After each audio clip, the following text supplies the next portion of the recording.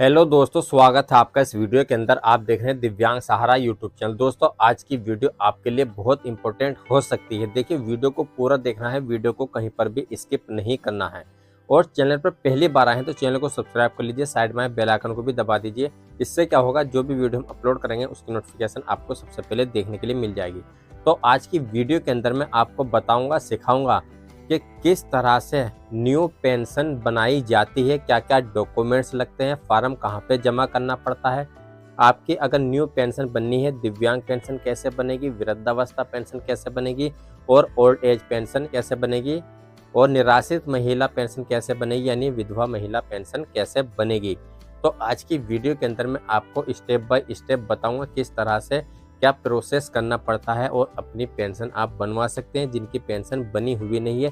ये बात कर रहा मैं यूपी पेंशन लाभार्थियों की, यानी उत्तर प्रदेश के राज्य के जितने भी दिव्यांग विधवा वृद्ध हैं, उनको ये नहीं पता है कि हमारी पेंशन कैसे बनाई जाती है, कि हमारी पेंशन कैसे बनेगी। तो आज की वीडियो के अंदर आप ये सब कुछ सीख जाओगे कि आपकी पेंशन कैसे बनेगी। तो सबसे पहले हम बात करते हैं दिव्यांग पेंशन लाभार्थी की। दिव्यांग पेंशन लाभार्थी के लिए क्या क्या डॉक्यूमेंट्स लगते हैं और ये प्रक्रिया कैसे शुरू होती है पेंशन की। तो सबसे पहले हम बात करते हैं दिव्यांग पेंशन लाभार्थी के लिए क्या क्या डॉक्यूमेंट्स होने चाहिए। सबसे पहले उसके पास होना चाहिए विकलांग प्रमाण पत्र यूडीआईडी कार्ड। विकलांग प्रमाण पत्र यूडीआईडी कार्ड जो होता है वो कम से कम 40% से कम का ना हो, 40% से लेकर 100% तक के बीच में होना चाहिए, उसकी पेंशन बनती है। ठीक है, किसी के पास यूडीआईडी कार्ड विकलांग प्रमाण पत्र नहीं है, ये भी नहीं पता ये कहाँ बनता है। देखिए, विकलांग प्रमाण पत्र जो बनता है ये सीएमओ ऑफिस में बनता है। आप सीएमओ ऑफिस में जाकर पता कर लेना कि कौन से दिन सीएमओ ऑफिस में विकलांग प्रमाण पत्र बनता है।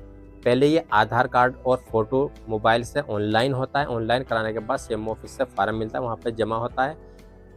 सीएमओ ऑफिस से बनने के बाद आपको फिर दोबारा से ऑनलाइन कराना पड़ता है, फिर जो है यूडीआईडी कार्ड बनता है, यानी 2 बार ऑनलाइन कराना पड़ता है।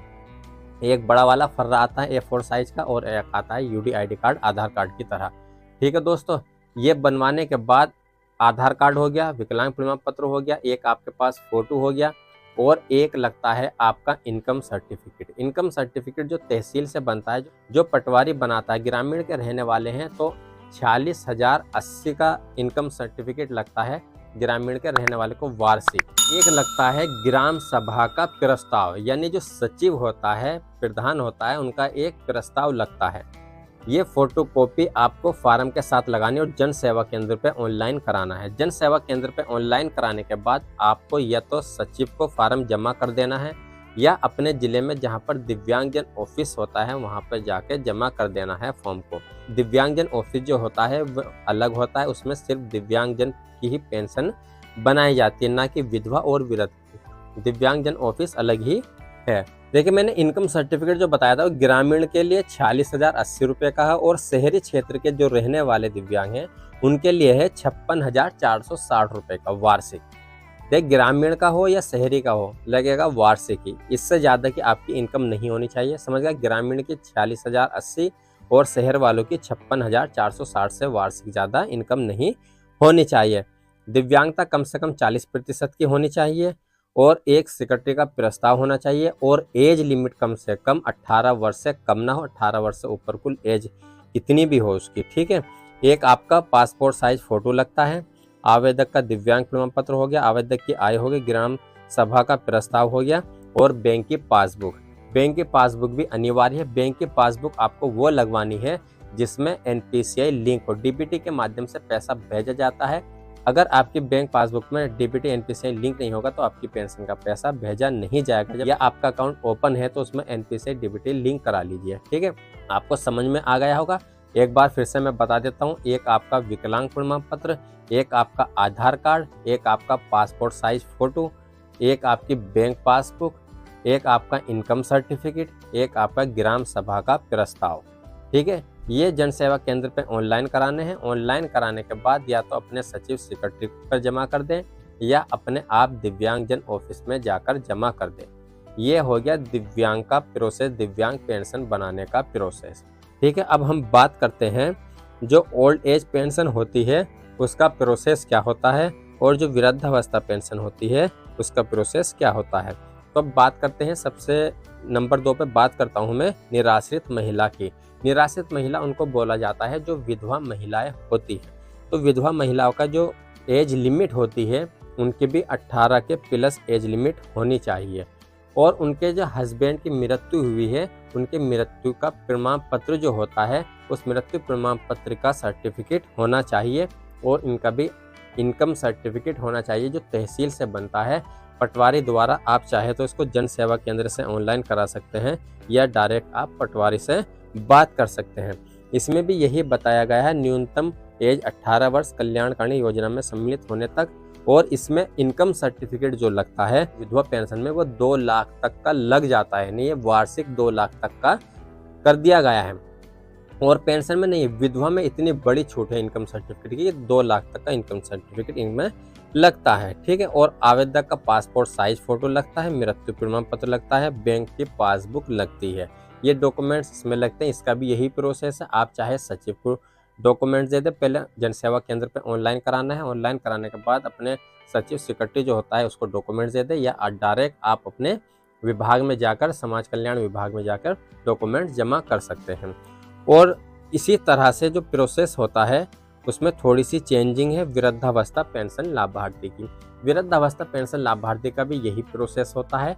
इसमें भी आपके पास पासपोर्ट साइज फोटो होना चाहिए, आधार कार्ड होना चाहिए। आधार कार्ड में जो एज होनी चाहिए 60 साल से कम ना हो, यानी 60 साल से ऊपर को कितनी भी उम्र हो आपकी, या तो 60 साल आपकी उम्र आधार कार्ड में हो, या आपके पास कोई मार्कशीट टीसी वगैरह हो उसमें 60 साल उम्र हो, या आपका जन्म प्रमाण पत्र हो जो बर्थ सर्टिफिकेट बोलते हैं, बर्थ सर्टिफिकेट भी चल जाता है। तो इसमें किसी भी डॉक्यूमेंट्स में आपको जो एज दिखानी होती है वो 60 वर्ष की एज दिखानी होती है, जब भी वो माना जाता है कि ये बंदा 60 वर्ष का है। तो एक तो हो गया 60 वर्ष वाला डॉक्यूमेंट्स, आधार कार्ड, बैंक पासबुक और पासपोर्ट साइज फोटो। इसका भी यही प्रोसेस है, आप चाहे डॉक्यूमेंट जमा कर दें सचिव को, या अपने जो ऑफिस है जिले में जो ऑफिस होता है समाज कल्याण में वहाँ जाकर जमा कर सकते हैं। सभी का प्रोसेस यही है। इसमें जो इनकम सर्टिफिकेट लगता है, मैं इनकम सर्टिफिकेट इसमें एक बार चेक करके बता दूं कि इनकम सर्टिफिकेट इसमें कितने रुपए तक का लगता है। ग्रामीण के लिए 46,080 रुपये का, और शहरी के लिए 56,460 रुपये का वार्षिक इनकम सर्टिफिकेट हो, इससे ज़्यादा का ना हो। अगर इससे ज़्यादा का इनकम सर्टिफिकेट होगा तो ये मान्य नहीं होगा, तो आपकी पेंशन नहीं बन पाएगी। दोस्तों समझ में आ गया? एक बार फिर से मैं बता रहा हूँ डॉक्यूमेंट्स। एक तो आपके पास Aadhaar card, photo, bank passbook, income certificate, ठीक है, और आपके पास एक सेक्रेटरी का प्रस्ताव। ये डॉक्यूमेंट्स आप या तो अपने सचिव सेक्रेटरी को जमा कर दे या जिला समाज कल्याण विभाग में जमा कर दे, आपकी पेंशन बन जाती है। पेंशन कितने दिन में आती है? देखिए ये सबसे बड़ी बात है, पेंशन कितने दिन में आ जाती है। डॉक्यूमेंट्स जमा करने के बाद जो पेंशन आती है 4 महीने से लेकर 9 महीने तक के बीच में आपकी पेंशन आ सकती है। ऐसा नहीं है आपने डॉक्यूमेंट्स जमा कर दिए हैं कि अगले दिन ही पेंशन आ जाएगी। 4 महीने लग जाते हैं कम से कम, किसी की 4 महीने में आ जाती है, किसी की 6 महीने में आ जाती है। और पेंशन जो भेजी जाती है यूपी में 1000 रुपये महीने के हिसाब से भेजी जाती है, और 3 महीने में पेंशन भेजी जाती है, 3000 रुपये की किस्त भेजी जाती है। दोस्तों अगर आपको वीडियो पसंद आए तो लाइक करें और शेयर करें, हमारे चैनल को सब्सक्राइब कर लें, साइड में बेल आइकन को भी दबा दें। इससे क्या होगा, जो भी वीडियो हम अपलोड करेंगे उसकी नोटिफिकेशन आपको सबसे पहले देखने के लिए मिल जाएगी। तो दोस्तों मिलते हैं हम नेक्स्ट वीडियो।